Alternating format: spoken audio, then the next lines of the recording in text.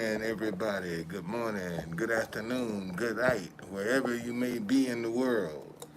Welcome to another edition of the Truth Conductor. Um, you know,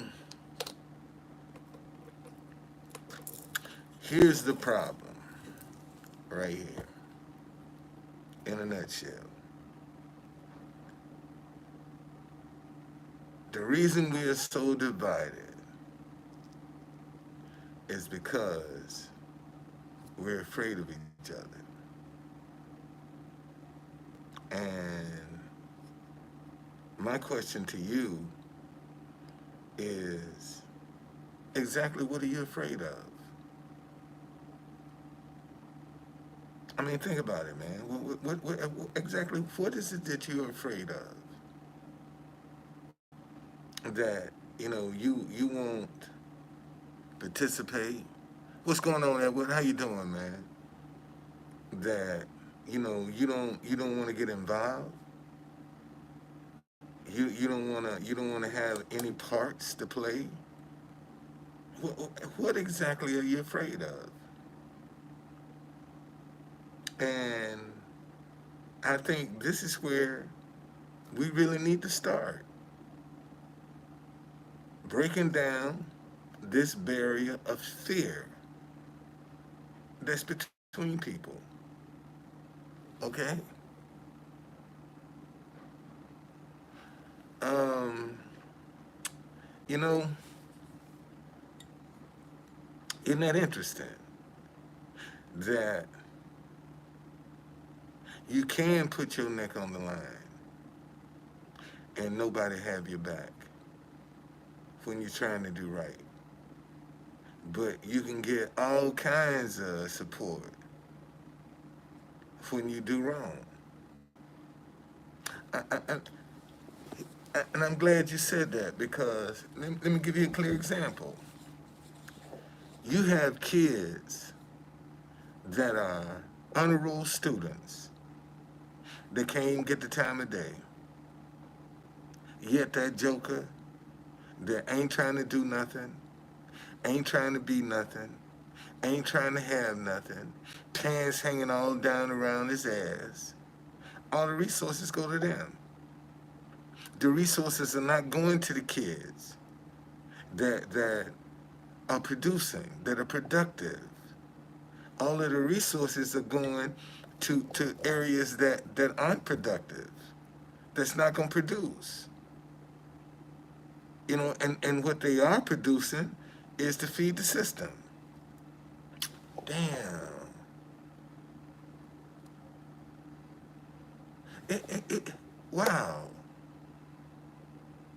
See, they get all this money to fight crime, and yet crime is out of control because if they really solved crime, we wouldn't have no need for them. Think about it. If the police really went out and solved crimes, you wouldn't have no need for them. None whatsoever. Because they would it wouldn't be feeding itself. See, the system can only feed itself of continuing cases. And that's what the criminal justice system is. Okay? That's just what the criminal justice. I mean, look at the for-profit prisons that they're building. I mean, so it's, see, the system, and and and the only way you can fight that system is you have to have money. Notice people with money rarely get an injustice in the criminal justice system. The bail bond system is out of control. See, listen, y'all. And this goes back to our black history. Um,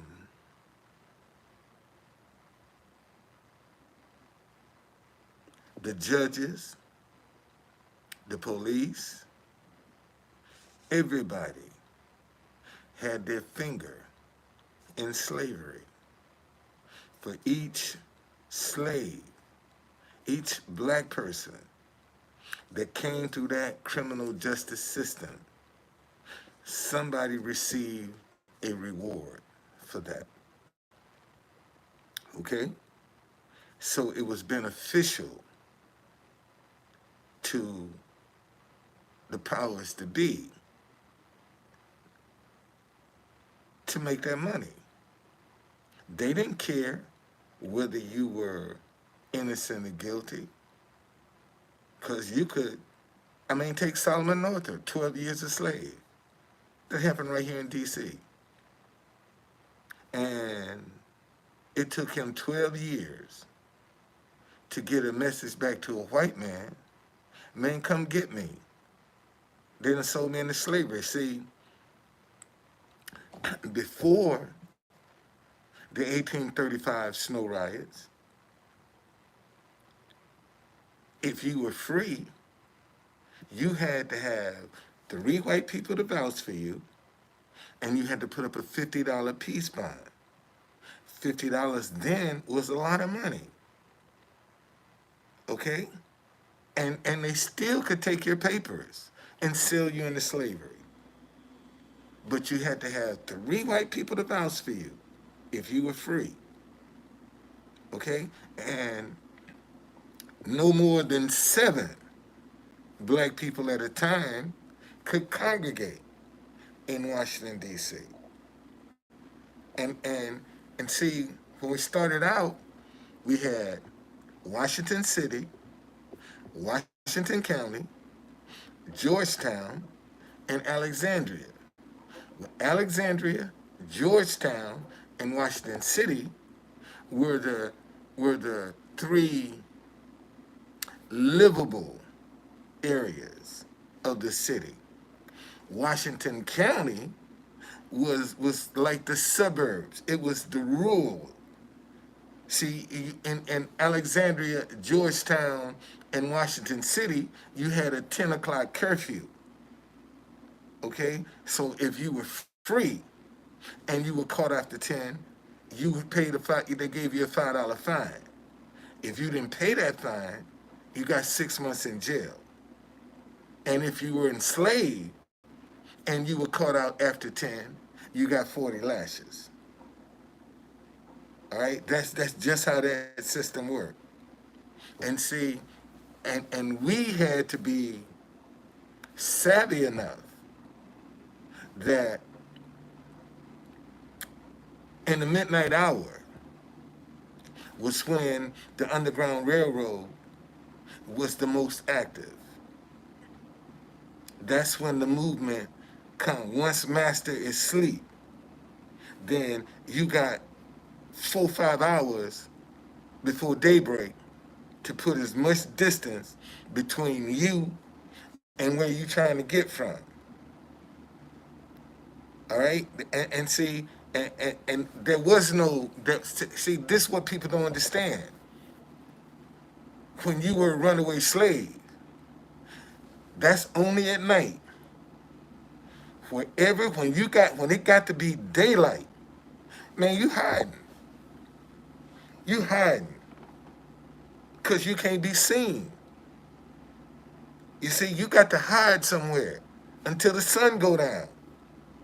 Then you can make your escape again. See, people think the Underground Railroad was, no, man.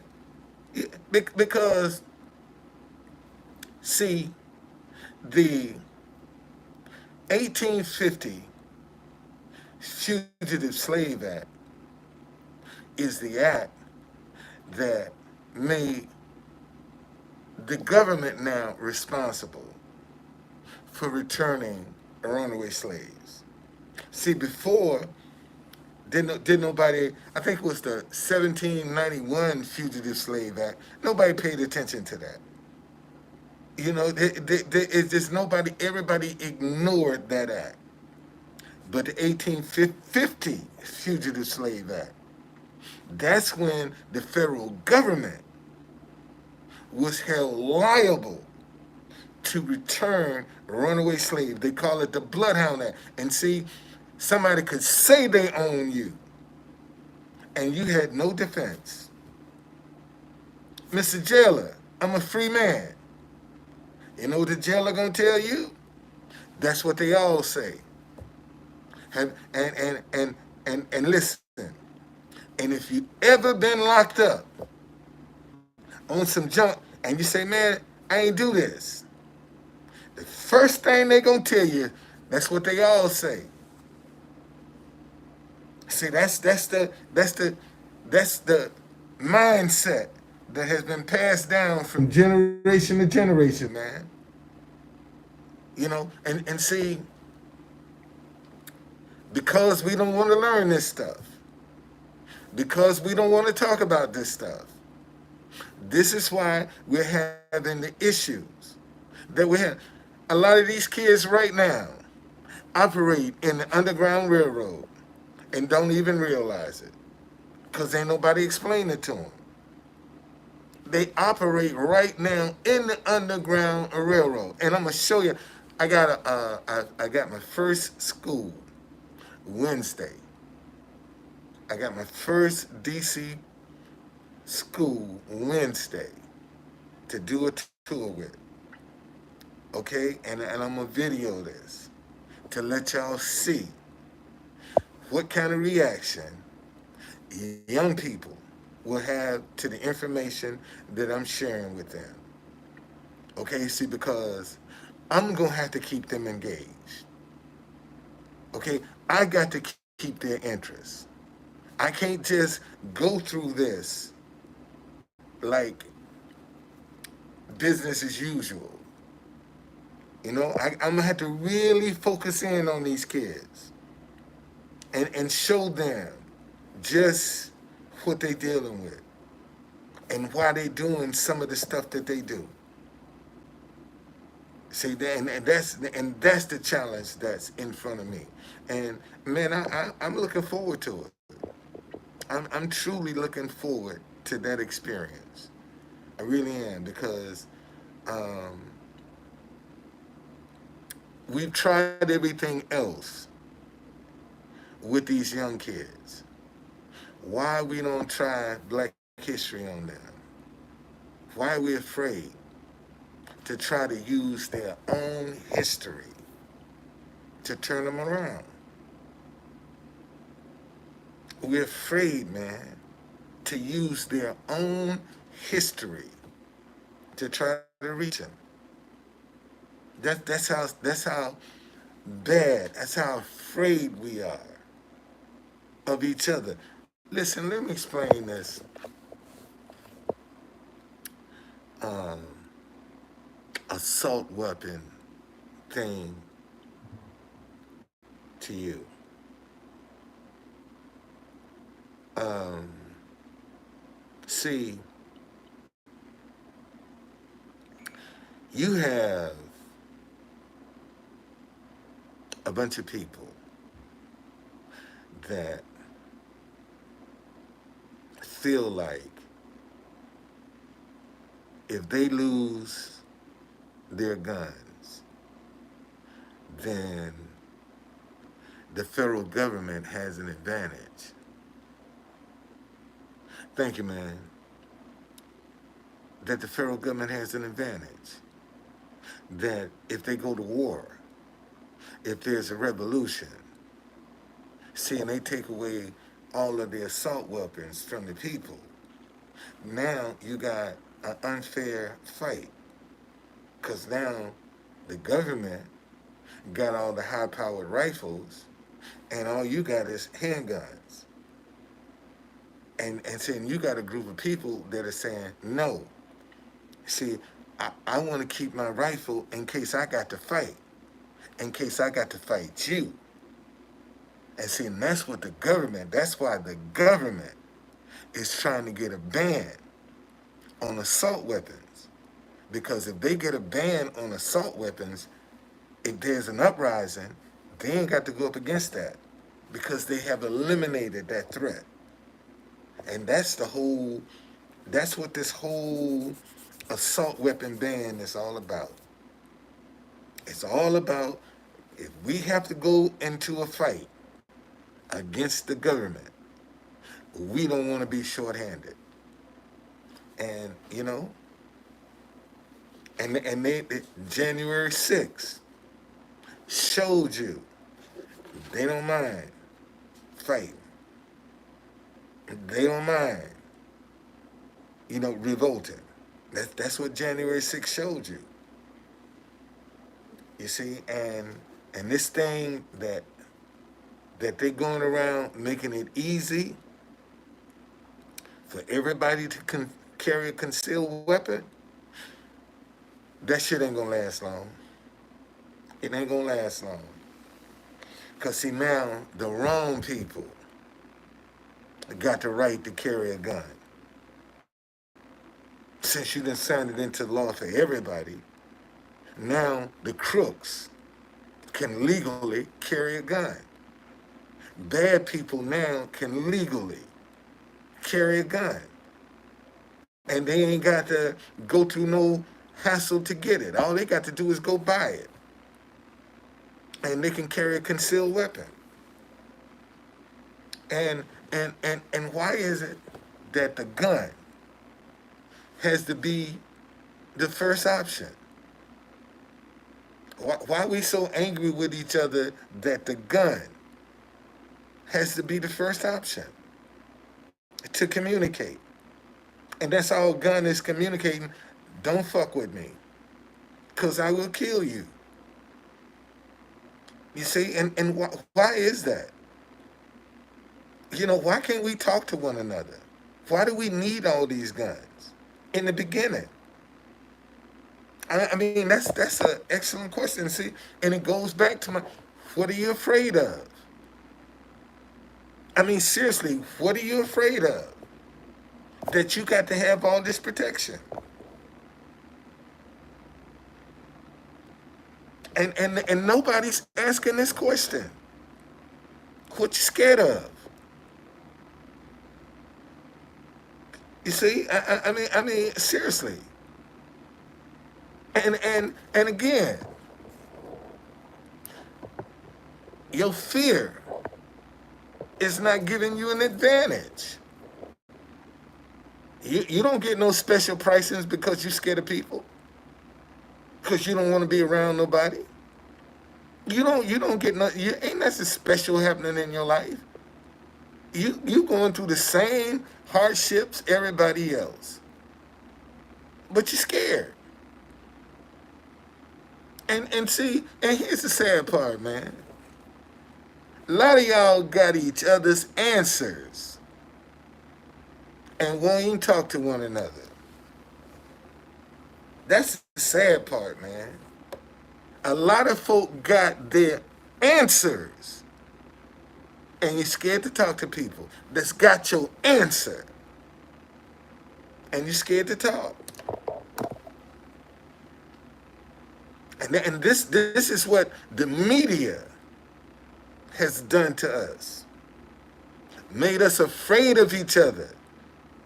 That's why they keep bombarding you with all this negative press, with all these negative events, with all these horrific killings to numb you, to keep you scared. And you don't want to turn off your TV. You don't want to put your phone down. See, you don't, that I bet you right now, if people would just turn off their television, this shit would change overnight. If people would just that simple, man, turn your TV off. Just turn your television off. Go on a TV fast and see how long you can make it.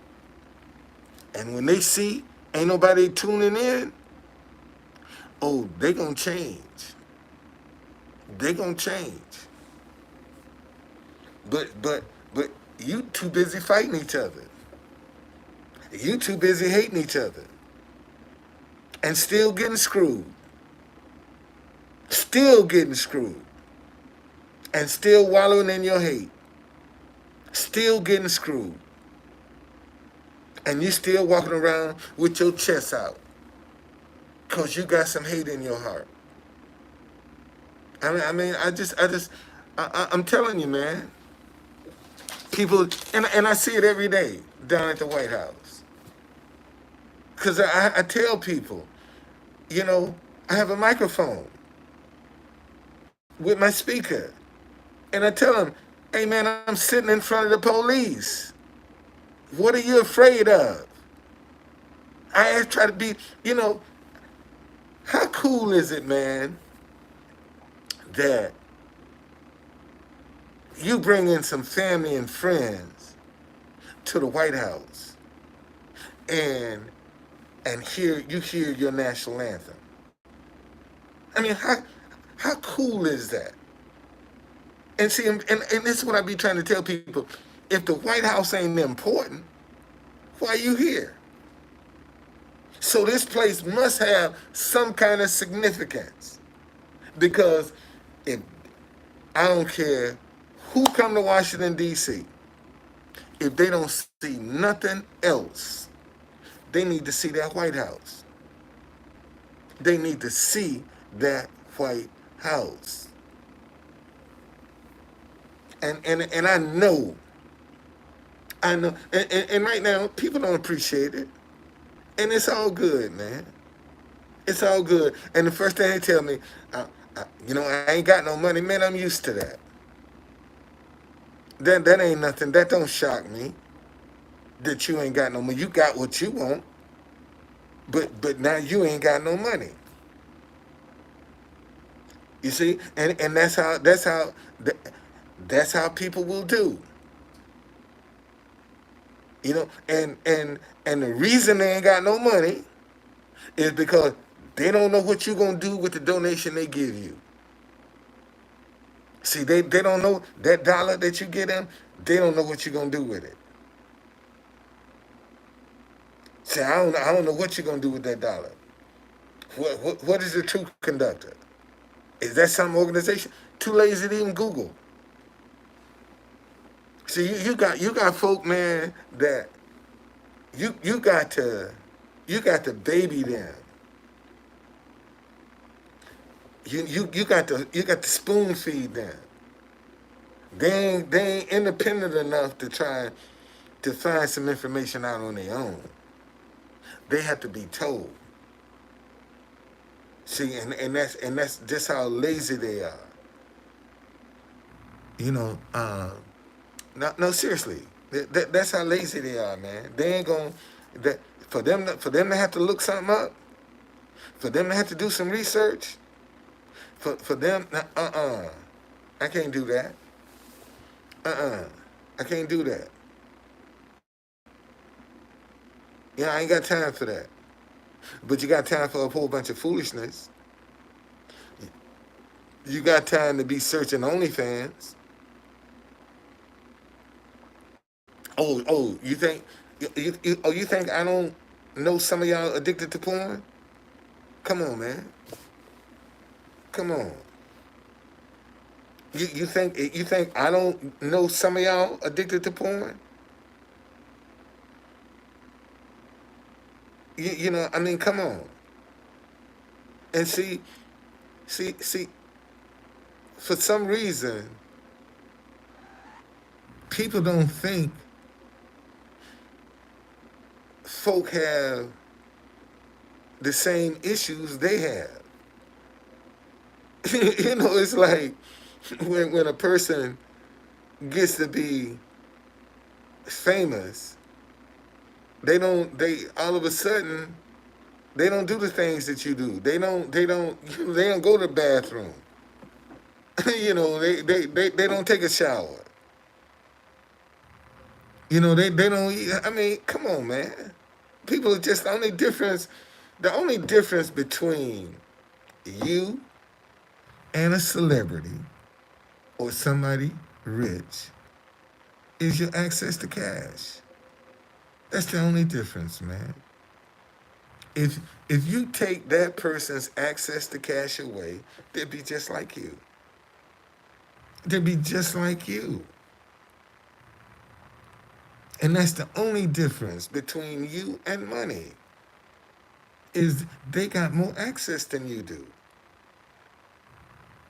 And when you sit down and look at it, that's what everybody is out here trying to get. More access to cash. That's what the hustle is, man. Everybody's looking for some access to cash.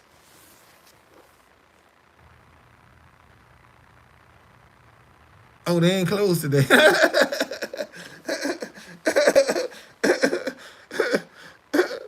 See, they any way they can get it, man.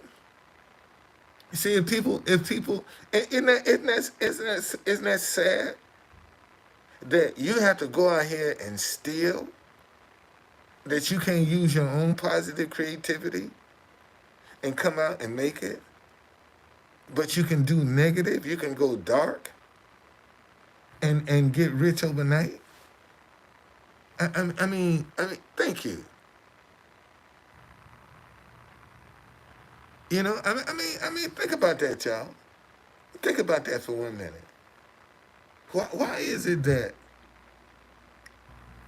all of our young people have to do something stupid and crazy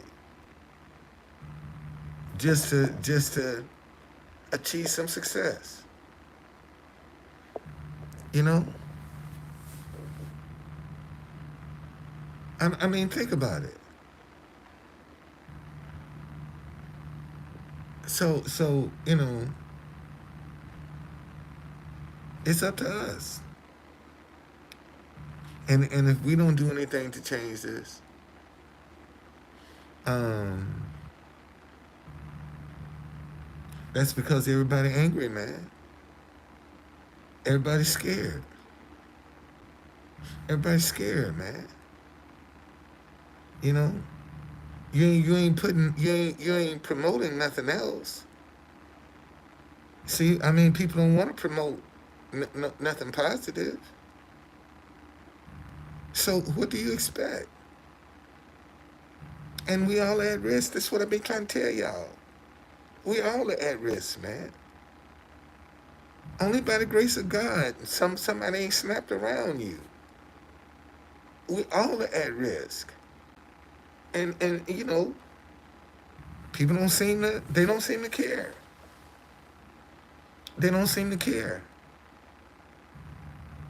Because they won't promote nothing positive. But yet they said, they tired of all of the negativity. But you're sitting on your hands. You won't get involved. You won't show a positive message.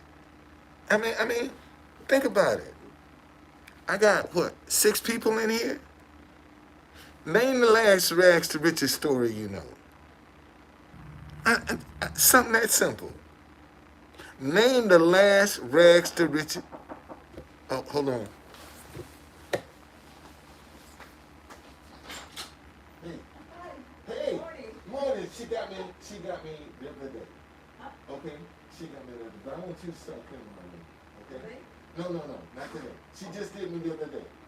Okay, you weren't here. You was off. Yeah. Okay. So I want you to start cleaning for now. Okay. All right. Thank you. Yeah, that's my maid, man. I like her. She's good. She's good. Yeah, she's good. Other lady, I don't like her energy. You know. So, um, but yeah. See, that's what the problem is. We just too scared of each other.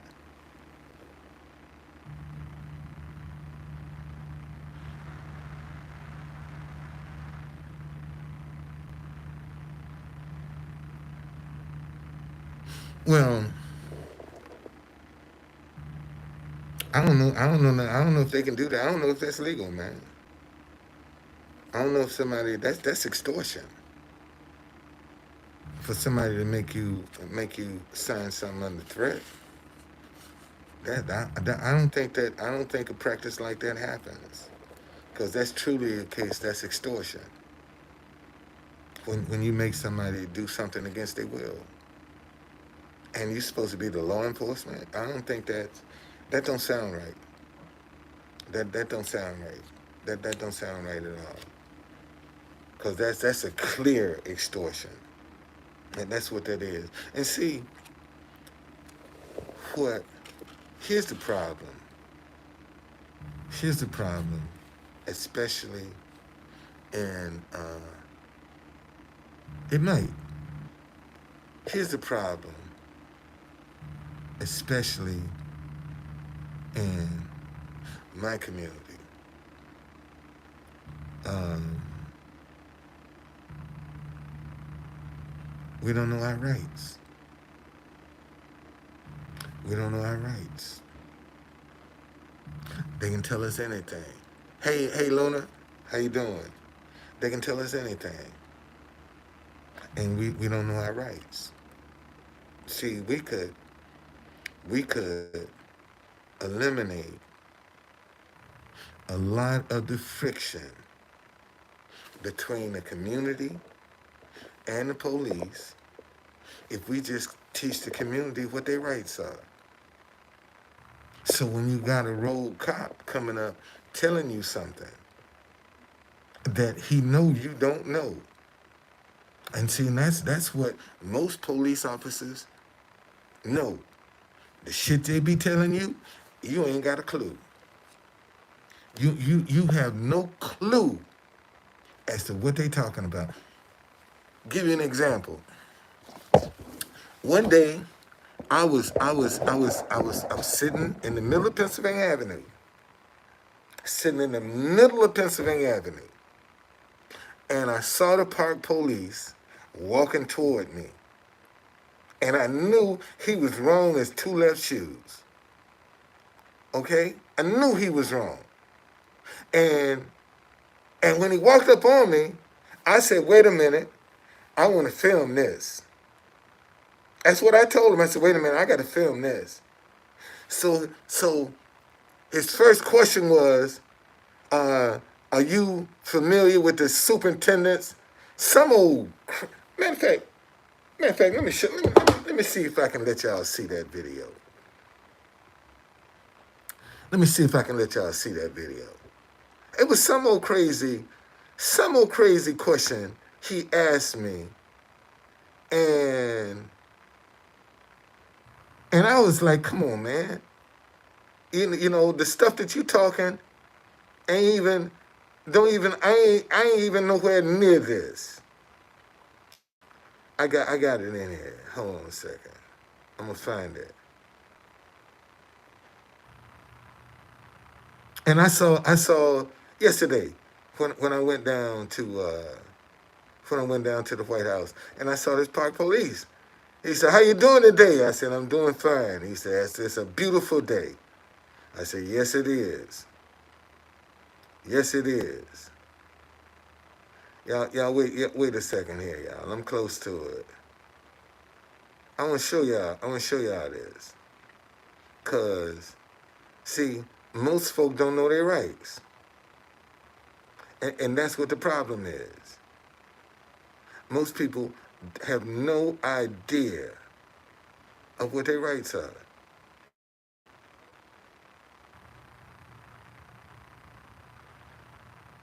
Oh, here we go. Here go my man. Right Read the superintendent's compendium. Hold on a second. Hold on a second. Superintendent's compendium. Sir, have I did what, sir?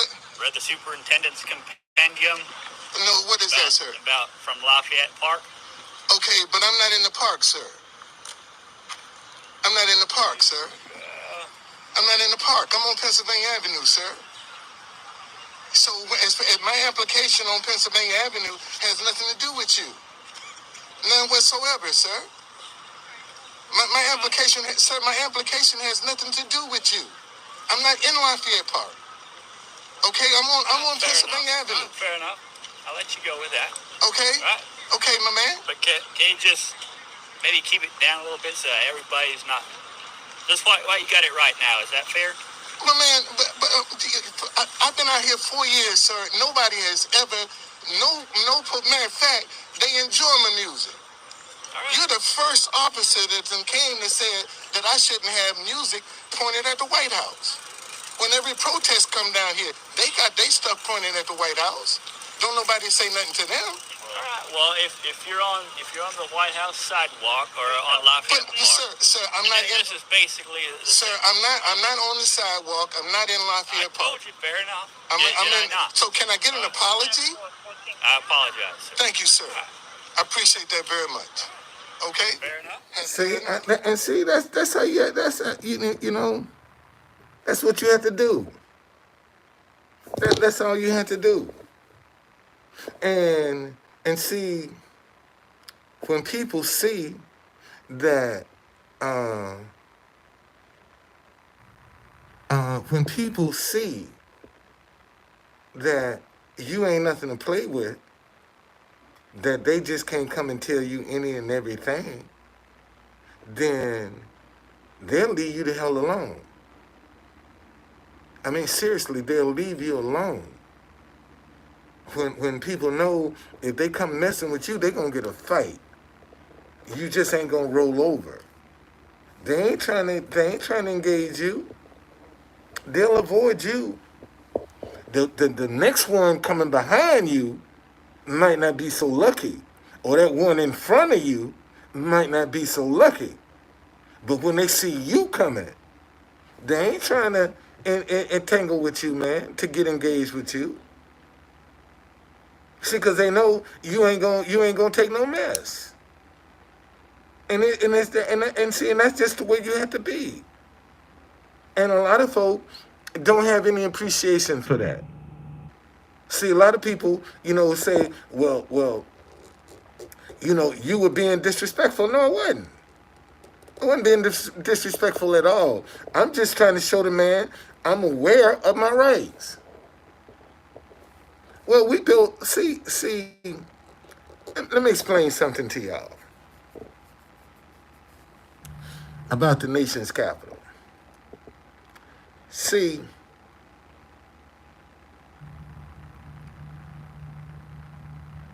when Washington, D.C.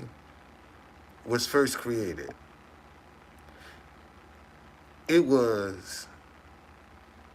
this was the hell zone. Because it was harsh. It was really harsh. When DC first started, they had more brothels than they did churches. When DC first started, they had more brothels than churches. And because of the harshness of the humidity and the temperatures, see, that's where we came from. See, we could tolerate that. We could get out and see, oh man, god damn.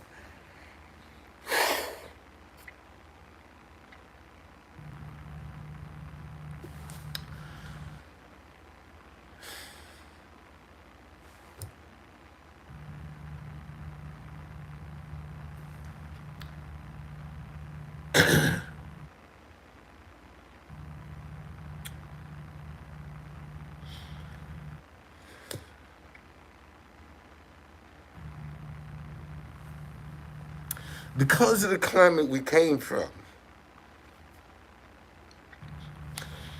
they could work us in the field from sun up to sundown, and we could endure it because we came from that kind of environment out of Africa. So when they put us in the field, we were used to that because that's where we came from. That's why we were so valuable, man. Because we could endure the harsh conditions. White people were falling out like flies. They couldn't take it. Okay? They couldn't take it. That's why we were so valuable.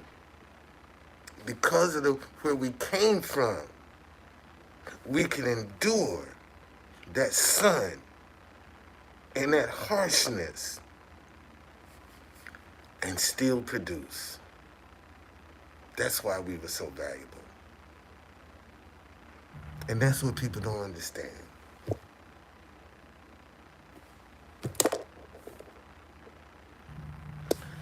That was a new revelation for me, man. Wow.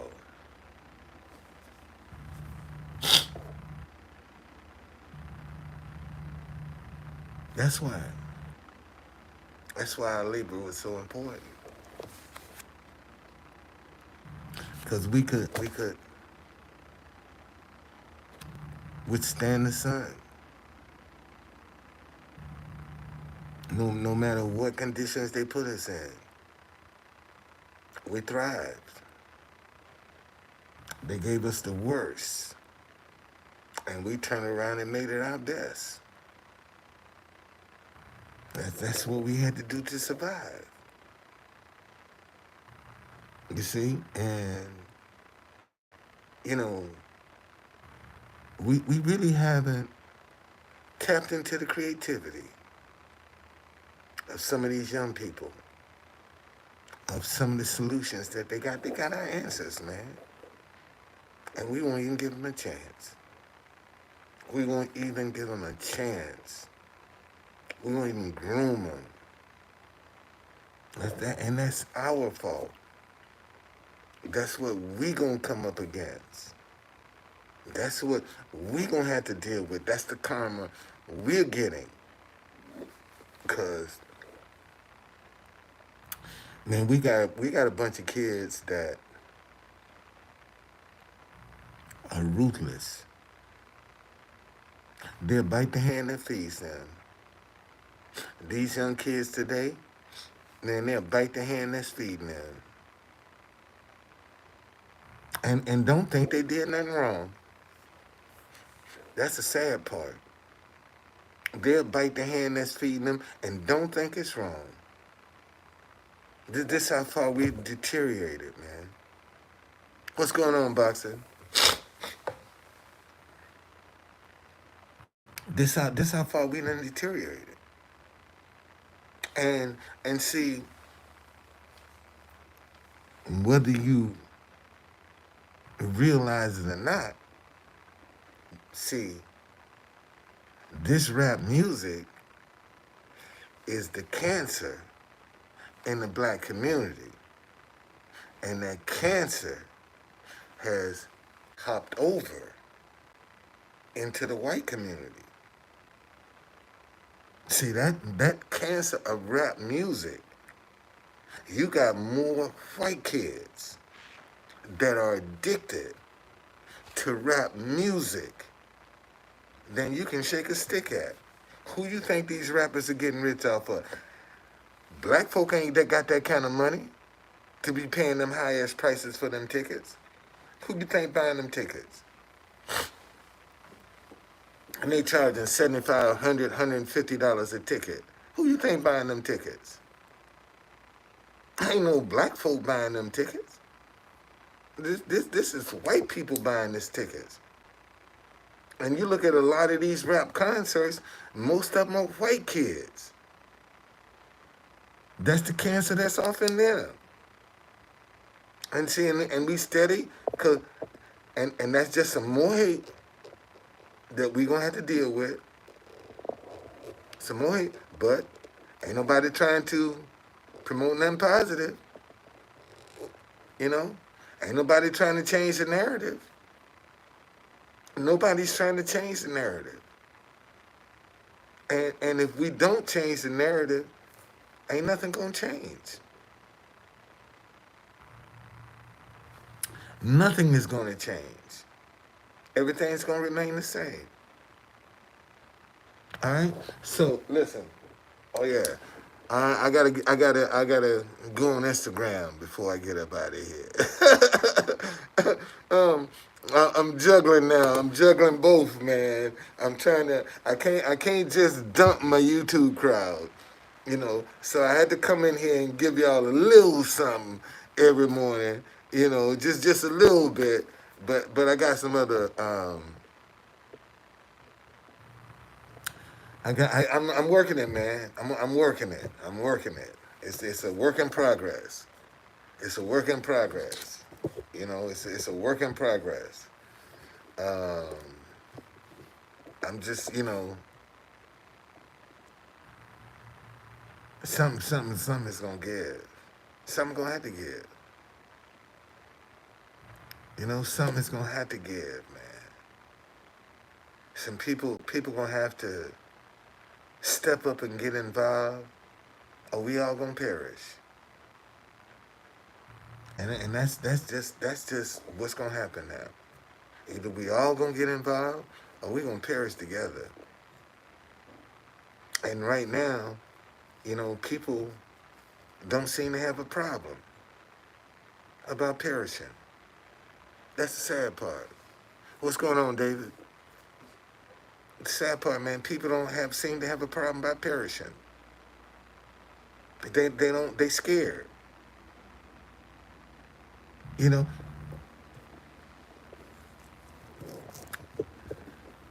And I want y'all to think about this for a minute.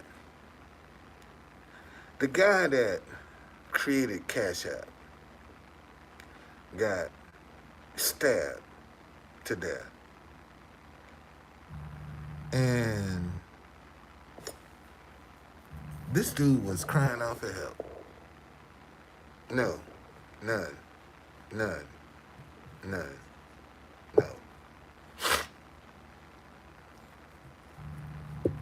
No, none.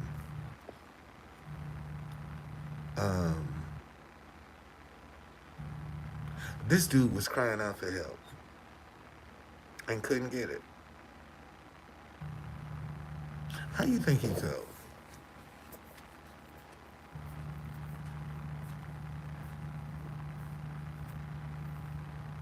Knowing that you're being stabbed, how you think he helped? He's crying out for help. And won't nobody come to his aid. And he got money. See, mind you, I ain't talking about nobody broke. I'm talking about somebody with some money crying out for help and wouldn't nobody come to his aid.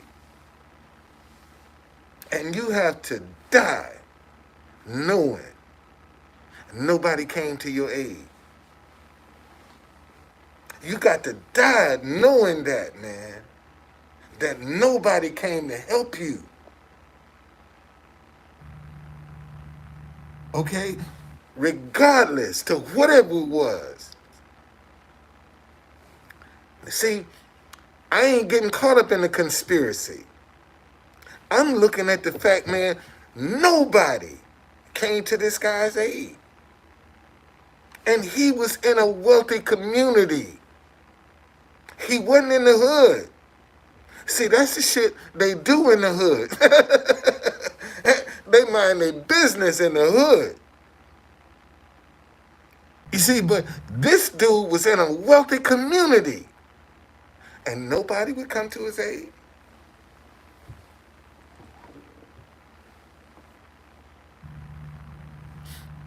I mean, think about that, man. Think about that. And see, and you're in the kind of community where you would think if somebody saw something, they would get involved. I mean, see, that's the difference. Listen to me. That's the difference between a wealthy community and a ghetto. See, in a wealthy community, when they see something, man, they gonna react to it. Okay? See, they'll ask you, what you doing here? Who you know? But see, in the ghetto, they minding their business, buddy. They don't care. They don't care. I don't need. I ain't interested. That ain't none of my. That ain't my problem. And see, you don't expect that kind of behavior in a wealthy community. You expect if somebody's in distress, call the police or something. Do something. Come out and fire a shot. Do something. Nobody did nothing. And he died knowing that. How you think, man? That's gotta be a horrible death. To know you've been stabbed and nobody came to your aid.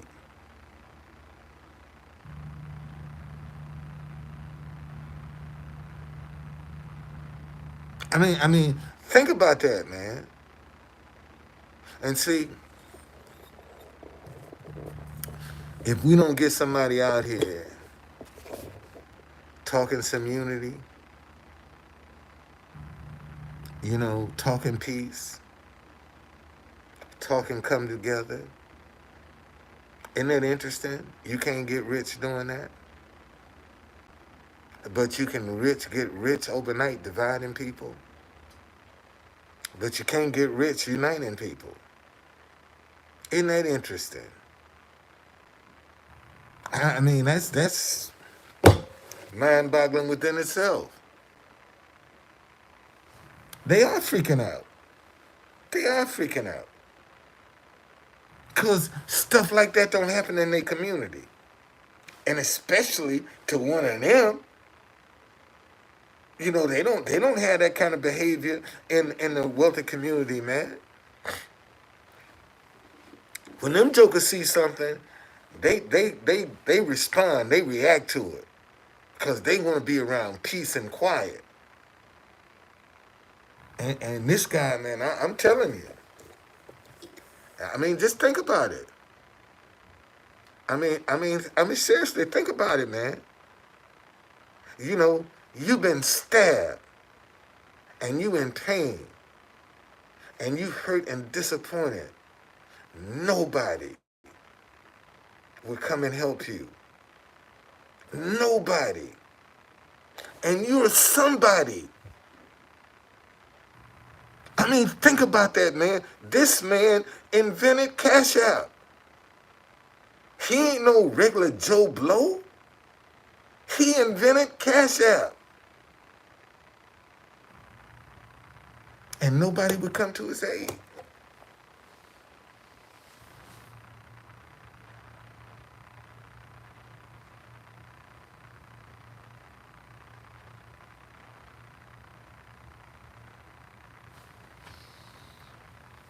Yeah. That's a sad commentary, but it's true. How many people that he didn't help? I mean, think about it, y'all. See, y'all not grasping this. We ain't talking about an average person. We talking about somebody with means. Okay? We talking about somebody with means.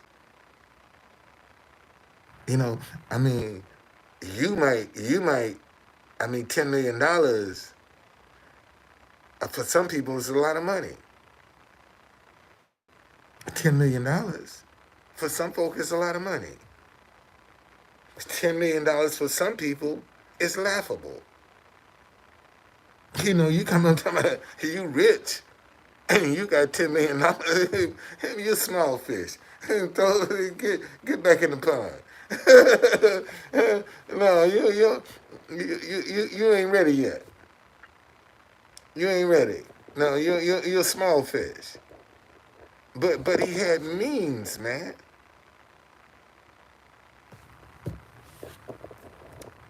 And look at the value. Have all that money and the means, and it didn't mean nothing. because would nobody come to your aid?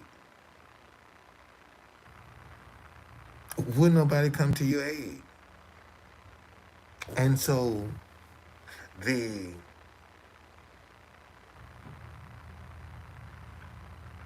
impact of the wounds and the hurt and disappointment, I mean, he might not want to live after that.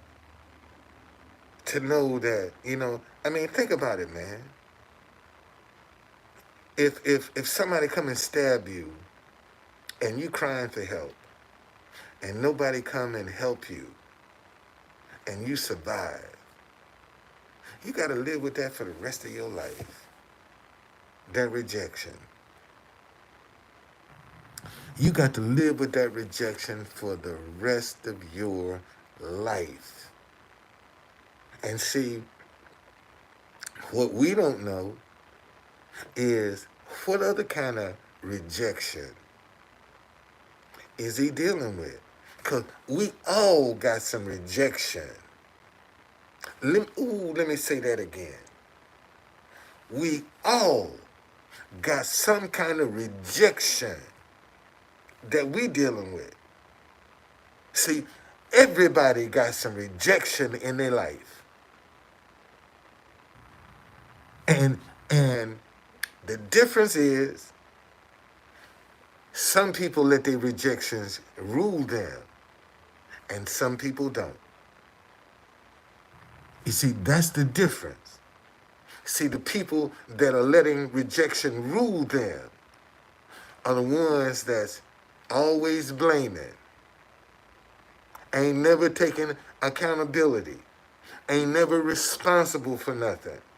It's always somebody else's fault. See, that's the one ain't trying to do nothing.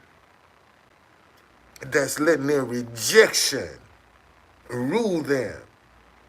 And see, and you have to be mindful that there are a lot of people that take rejection and use it to manipulate.